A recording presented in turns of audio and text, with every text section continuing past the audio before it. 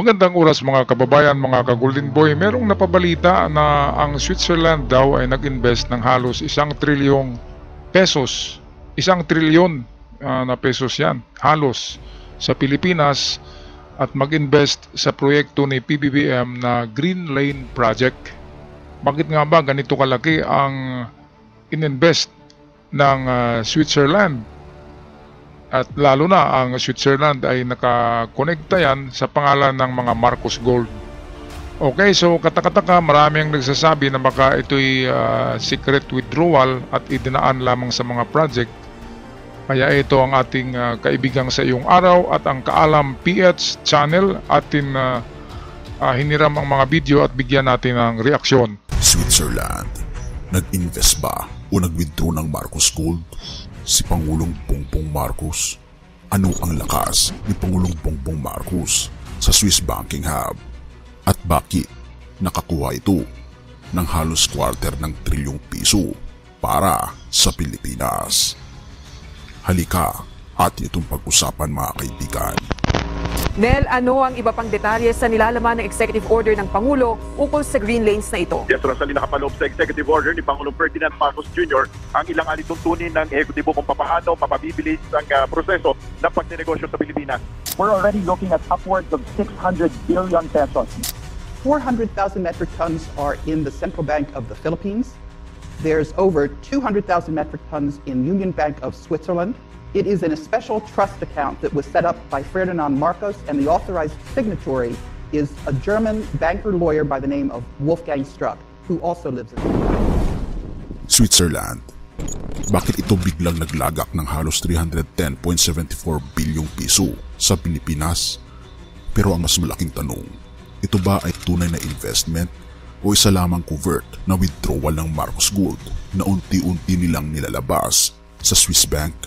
Okay, ito yung sa likod ng tagumpay ni Pangulong Ferdinand Marcos Jr. na mapalapit sa Swiss investors. Ano nga ba ang sikreto ng kanyang lakas? Alamin natin ang mga detalye na maaring nagtatago sa likod ng kwentong ito. Marcos Gold, usap-usapan o may basehan? Ngunit hanggang ngayon, nananatili itong isang misteryo.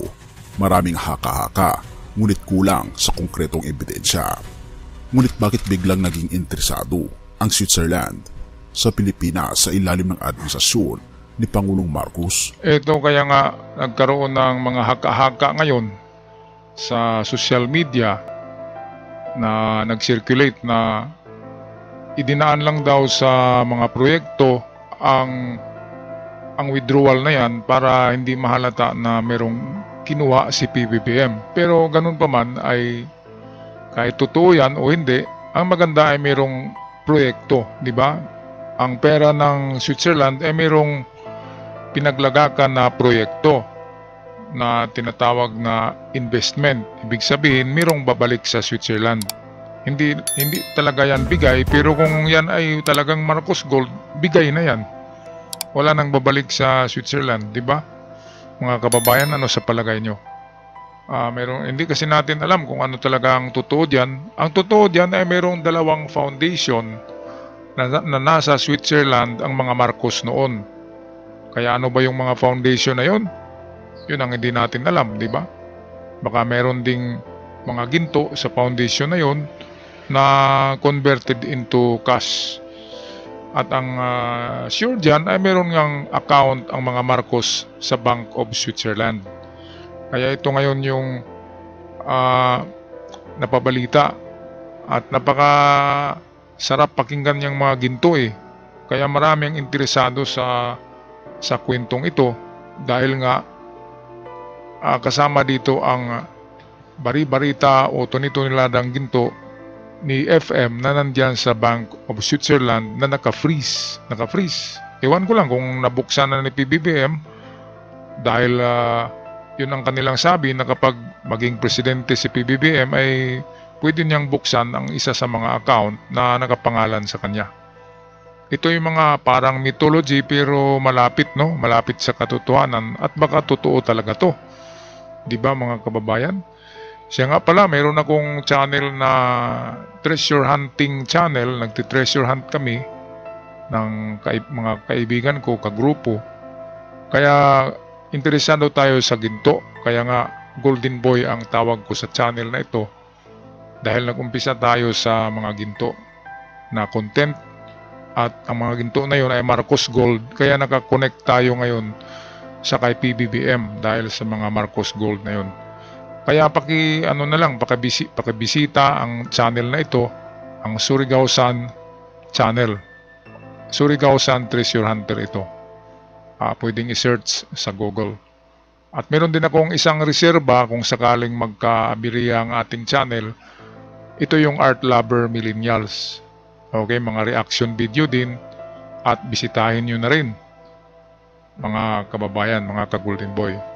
Okay, so patuloy tayo. Ito ba'y simpleng negosyo o isang tahimik na paraan para mabawi ang mga deposito ng yaman ng mga Marcos mula sa Swiss banks sa pamamagitan ng mga summit, negosasyon at pagpapakilala ng Green Lane System na gawa niyang gawing mas investor-friendly ang Pilipinas. Pero ang usapin tungkol sa Marcos Gold ay hindi nawawala sa mga diskusyon. May mga nagsasabi na ang Switzerland na matagal nang pinaghihinalaang taguan ng yaman ng mga Marcos ay maaaring gumagamit ng investment bilang front para sa isang discreet withdrawal o pagbabalik ng mga deposito sa bansa. Therefore, investment nga ba ito o withdrawal ay hindi nawawala sa mga diskusyon. May mga nagsasabi na ang Switzerland na matagal nang pinaghihinalaang taguan ng yaman ng mga Marcos ay maaaring gumagamit ng investment bilang front para sa isang discreet withdrawal o pagbabalik ng mga deposito sa bansa. Therefore, investment nga ba ito o withdrawal? Okay, so itong susunod natin na video clip ay courtesy sa atin ng Kaalam PH. Ganon din ang content nito atin na pakinggan para magkaroon tayo ng maraming pagbasihan natin sa ating kwento sa araw na ito tungkol sa Marcos Gold na nariyan sa Bank of Switzerland. Atin pakinggan, narito ang video, Kaalam PH. Grabe! Halos 1 trilyong piso ang inilaan ng Switzerland para sa Pilipinas sa ilalim ng administrasyon ni Pangulong Bongbong Marcos. Pero ito nga ba ay isang tunay na puhunan o may kinalaman ito sa matagal ng usapin tungkol sa tinatawag na Marcos Gold? Alamin natin ang mga detalye. Pero bago po ang lahat, baka pwedeng palike ang video na ito dahil napakalaking bagay na ito sa aming content creators. Maraming salamat po. Ayon sa mga natuklasan ng Sandigan Bayan 5th Division, ang pamilyang Marcos ang pangunahing benepisyaryo ng ilang Swiss foundations na itinayo ng dating Pangulong Ferdinand Marcos at ng kanyang may bahay na si Imelda Marcos. Natuklasan na si Ginang Marcos, na ngayon ay kinatawan ng Ilocos Norte 2nd District, ang lumikha ng 7 pribadong pundasyon sa Switzerland. Isang beses pa nga niyang nabanggit, "Huwag ninyo akong patayin dahil ako lang ang nakakaalam kung nasaan ang ginto." Dahil dito, may lumulutang na tanong, nag-withdraw nga ba si Pangulong Bongbong Marcos ng ginto mula sa Swiss Bank o ito ay isang lehitimong investment? Isa ang Switzerland sa pinakamaingat na bansa pagdating sa kanilang ekonomiya at pamumuhunan. Ngunit kamakailan, bigla itong naglaan ng halos 3.74 bilyon pesos para sa Pilipinas. Ang tanong, ito ba ay tunay na puhunan sa ating ekonomiya o isa lamang paraan para unti-unting mailabas ang sinasabing Marcos Gold mula sa Swiss banks? No. Okay, so mga kati at sa mga kababayan, mga ka-Golden Boy, matagal na talaga na mga haka-haka ito ang Marcos Gold. Pero one thing for sure ay totoo yung mga Marcos Gold na yan. Pero hindi natin tiyak kung totoo na tuni-tunilada yan. Kasi gold trader si Marcos noon at na balita na nakakuha din, nakahukay ng Yamashita Treasures. Pero hindi natin tiyak kung ganun ba talaga kalaki sa mga sinasabi nila na tunilada. Pwede naman siguro sabihin natin kalahating tunilada lang, di ba? O 1 tunilada. Pwede na yan, 1 tunilada, di ba? 1,000 kilograms is 1 ton, so pwedeng ganun, kadami. Pero yung sabihin na mayroong 7,000 or 7,000 metric tons, ang dami-dami na nun, di ba? Or kahit 400 lang, di ba? 400 tons ay napakarami na nun. Pero kung 1 ton lang ay pwede akong maniwala diyan na mayroon ngang ganyan ang mga Marcos dahil sa gold trader. At isa pa nga ay marami ang nagsabi na nakahukay talaga si FM ng Marcos Gold. Kaya dito sa nangyaring ito na biglang nag-invest ang Switzerland ng 3.10 billion ba yun? O halos quarter of a trillion pesos nag-invest sa Pilipinas.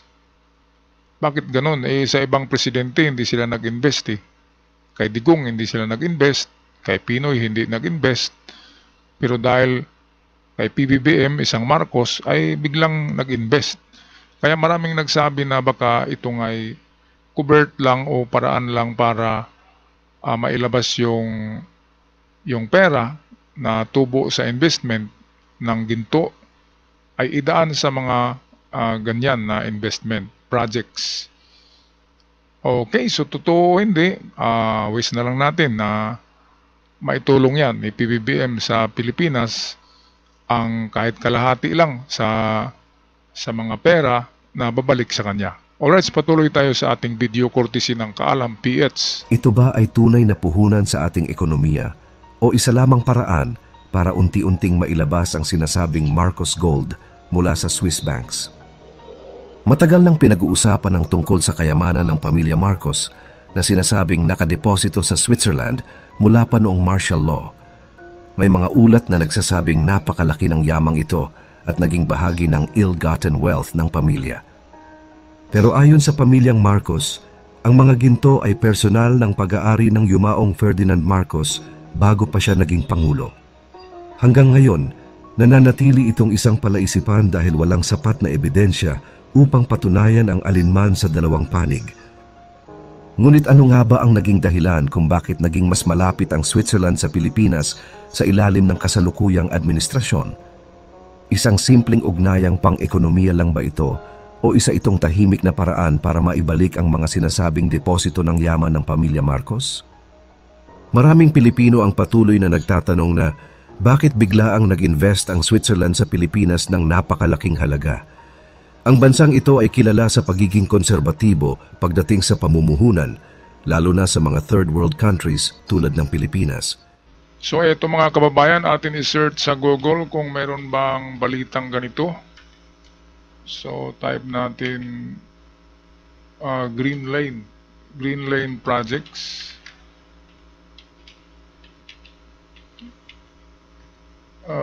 In the 369 billion investment.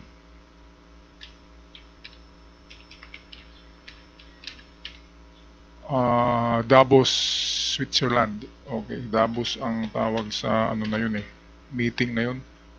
In Davos, Switzerland. So ito merong lumabas dito galing sa Google AI Overview. So ito, the Green Lane Initiative in the Philippines, facilitated by Executive Order Number 18, has attracted significant investments with over 5.17 trillion worth of projects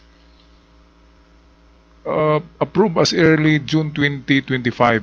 These projects span various sectors including renewable energy, digital infrastructure, food security, and manufacturing, while specific mention of a 369 billion Swiss investment in the Davos is not found in the search result.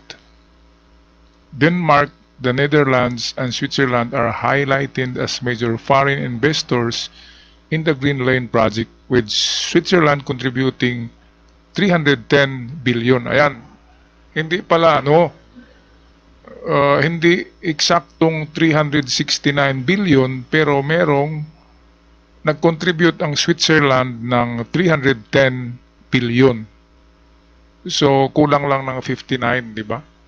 So ganun pa rin, 310 billion ay malapit na sa 369 na sinasabi ng ating kaibigang Kaalam PH, at sa iyong araw na nag-vlog nito. Ito kasi sinesearch natin na ang klaro, ang Switzerland ay nagbigay ng 310.74 billion pesos para sa investment. Ito, foreign investors in the Green Lane projects, Switzerland. Dito sa merong ina-approve pa tong 369 billion. Ito, i-click natin to.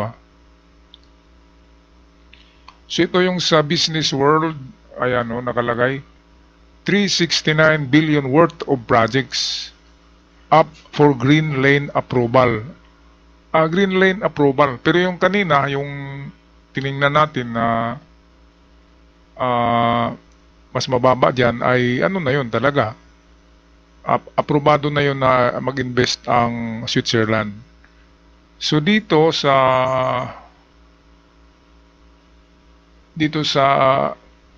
Business World, Business World, merong 369 billion projects up for Green Lane approval.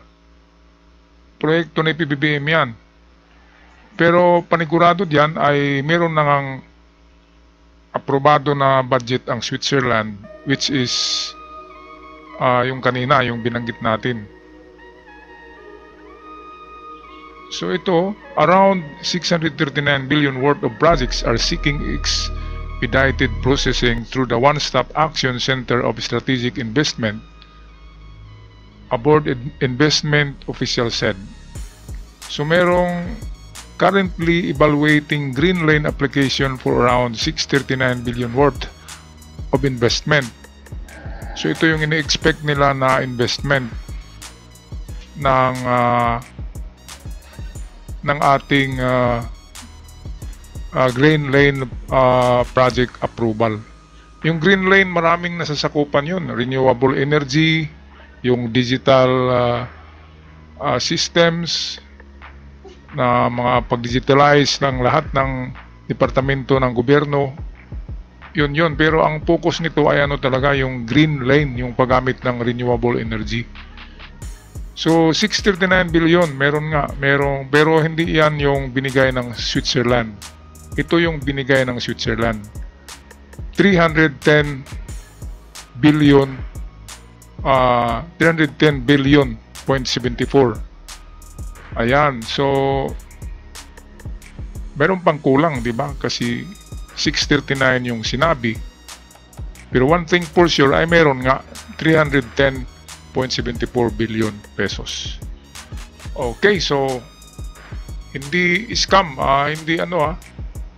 hindi tinatawag na fake news.